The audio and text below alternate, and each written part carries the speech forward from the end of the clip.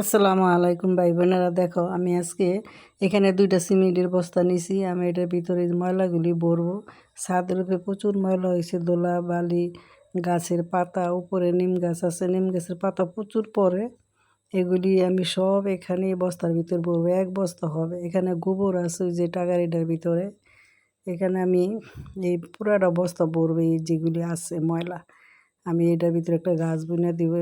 এটার ভিতরে গাছগুলি খুব সুন্দর হবে। ময়লাগুলি প্রায় ভরা হয়ে গেছে, 1 বস্তা হয়েছে, পুরো 1 বস্তা ভরছে। যে দেখো বস্তাটা আমি একদম এক সাইডে নিয়ে রাখতেছি, আর এই বাকি এগুলি ময়লাগুলি আমি প্রায় পরিষ্কার হয়ে গেছে। আমি অল্প একটু ময়লা আছে, আমি এই যে ঝুড়িতে দিব। এটা আমি একটা ধন্যপাতা গাছ বুনবো।